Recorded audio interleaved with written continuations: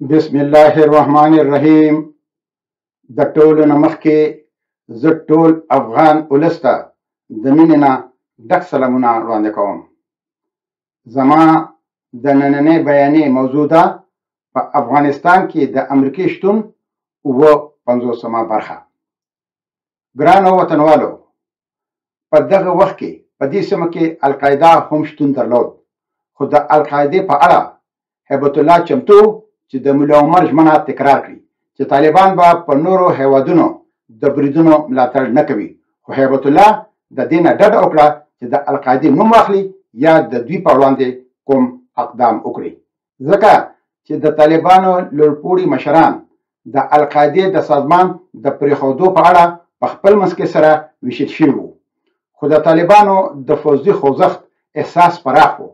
یو څېړونکی برهان عثمان لسګونو طالبانو سره مرکې کړې وې او راپور یې ورکړی و چې د طالبانو پیاده عسکرو د خبرو اترو لپاره د بیړني حالت احساس نه کوو او ویلی و دوی هوډمن وو چې د اوږدې مودې لپاره جګړه وکړي.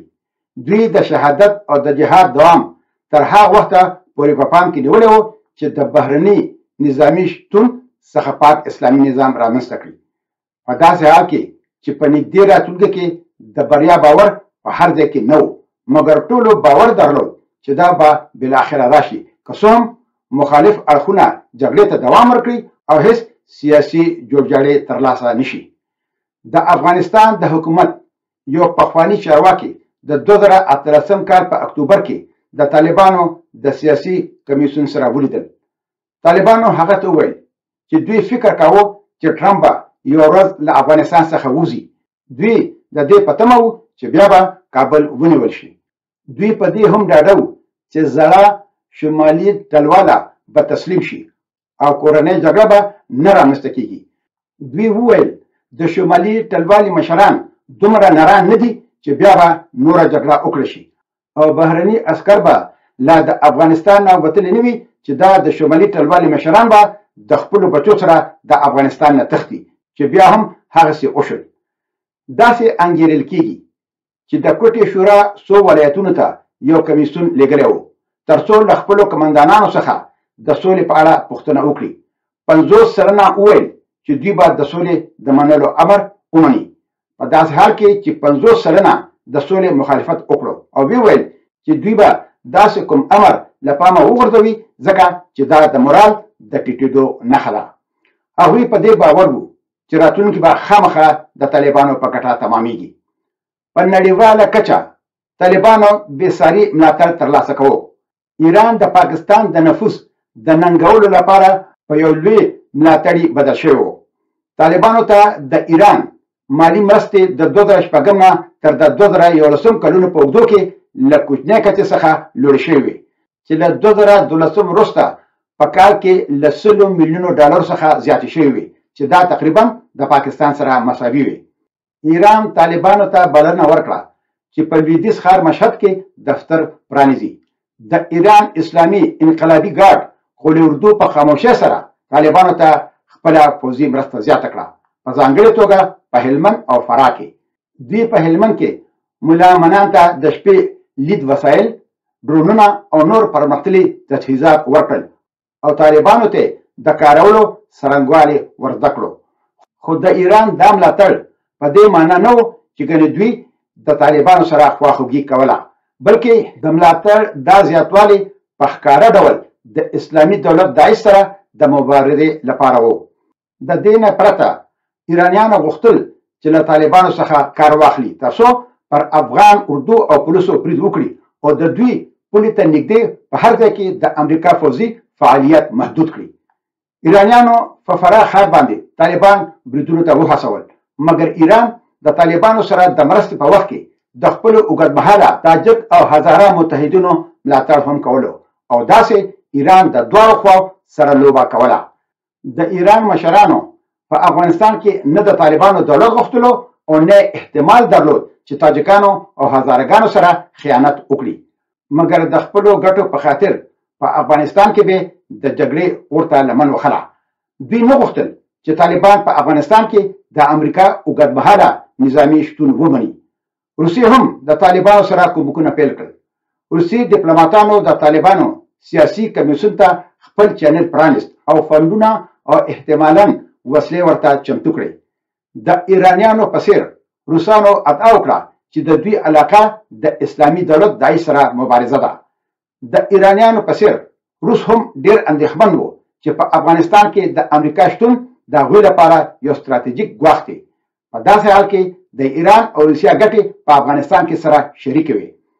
د طالبانو سره د روسیې د ملاتړ د پیل لپاره یو معقول اټکل په 2014 یا 2015 کال کې و، ځکه چې داعش په هغو کلونو کې راڅرګند شوی و او روس داعش د امریکې پروژه ګڼله، مګر د روسیه د طالبانو ملاتړ ممکن مخکې هم پیل شوی و. په 2019 کال کې میټس په عامه شاهدۍ کې د روسیې د فعالیتونو راپورونه یاد کړل. د مطبوعاتي راپورونو له مخې استخباراتو وروسته وړاندیز وکړو چې روسانو په 2018 او 2019 کلونو کې د طالبانو مشرانو ته پیسې لیږدولې ترڅو په افغانستان کې په امریکایي ځواکونو بریدونه وکړي. د روسیې د ولسمشر ولادیمیر پوتین هڅې چې په خبرو اترو کې مداخله وکړي ډېرې څرګندې وې. د 2018 کال د نومبر په 9 د روسا د بهرنیو چارو وزیر سرګی لاوروف په ماسکو کې د سولې د کانفرنس کوربتوب وکړو او د طالبانو سیاسي کمیسیون ته بلنه ورکړه چې هغه بلنه ومنل شوه. ایران او پاکستان هم پکې ګډون وکړو، خو په غوسه غني یوازې د ټیټې کچې غیر رسمي استازي واستول چې دا وښایي چې دې د سولې په خبرو کې هیڅ دلچسپي نه لري. په کانفرنس کې د طالبانو د سیاسي کمیسیون او د هغه مشر شیر محمد عباس ستانکزی د یوې اړخیزې سولې خپل لید څرګند کړو، ځکه چې طیب اغا په 2015 کال کې د ملا عمر د مړینې د خبر له امله استعفا ورکړې وه. لاوروف د طالبانو پلاوي ته اجازه ورکړه چې ځانونه د افغانستان د اسلامي امارت استازي وبولي. دا هغه لقب و چې کرزی په غوسه کړی و او په 2014 کال کې د دوحې دفتر بیرته تړلی و. په عکس کې ستانکزی د لاوروف سره څنګ ته ناست و. په داسې حال کې د کلونو نړیوالو نیوکو وروسته ایران او روسیې طالبانو ته یو ډول نړیوال رسمیت ورکړو چې د پرمختګونو د خبرو اترو لپاره د طالبانو د اړخه سختې غوښتنې وهڅولې. په دغه وخت کې د غني او پاکستان ترمنځ اړیکې ترنګلې شوې وې. د ګډې موخې موندلو لپاره د هغه د لومړنۍ هڅې وروسته ولسمشر غني د کرزی په څیر سخت شو، لکه څنګه چې د ځانمرګو بریدګرو په پرلهپسې بریدونو کابل ویجاړ کړو، نو غني د نوي دلی سره اړیکې پیاوړې کړې. افغانستان او هند د لوړې کچې لیدونو لړۍ ترسره کړه. هند د افغانستان فوج ته یو شمېر بریدګر هلیکاپټرې وسپارلې. که څه هم اشرف غني چې کله ولسمشر شو نو چې د هندوستان سره کرزی د ځینې وسلو اخیستلو کوم قرارداد کړی و، نو اشرف غني هغه قرارداد لغوه کړی و او خپل اولنی سفر پاکستان ته کړی و چې د پاکستان د سیاسي دولت د چارواکو پر ځای د پاکستان د فوج سره خبرې کړې وې او په راولپنډۍ کې د فوج په جنرال هډ کوارټر کې د فوجیانو په مزارونو د ګلونو ګېډۍ ایښودلې وې چې د پاکستان د دې فوج د لاسه زمونږ 2.5 میلیونه افغانان شهیدان شوي وو. اشرف غني د ایران د چابهار بندر له لارې هندوستان ته د سوداګرۍ لارې پرانیستلو هرکلی وکړو. له بلې خوا پمپیو غوښتنه وکړه چې پاکستان د طالبانو ته خوندي ځایونه نه ورکوي او باید پاکستان په سیاسي جوړجاړي زور راوړي. په دې وخت کې د امریکا د اقتصادي مرستو محدودیت د پاکستان لپاره ډیر ستونزمن و. پاکستان د خپلو لویو فوجي او نوو زیربناوي پروژو له امله د پام وړ پور یعنی قرض سره مخ و. پاکستان د امریکا پیسو او انټرنیشنل مونیټري فند IMF څخه د ژغورنې مرستې ته اړتیا درلوده چې دا د امریکې د ملاتړ پرته ناشونې وه. نو پاکستان اړ و چې د امریکې غوښتنې ومني. د دې نه وروسته چې څه وشول نو زه به هغه په خپله راتلونکي ویډیو کې ستاسو په خدمت کې وړاندې کوم انشاءالله. ګرانو وطنوالو، اوس به په لوی الله سپارم. تل دې وي پښتو، تل دې وي پښتونولي او تل دې وي د اباسین او د مارګلې د غرونو نه تر د امو دریا پورې زمونږ د پلار نیکه ګران خوږ ګلالي او ګل ګلزار وطن لوی افغانستان د ازادۍ په هیله مشال خان ټکر.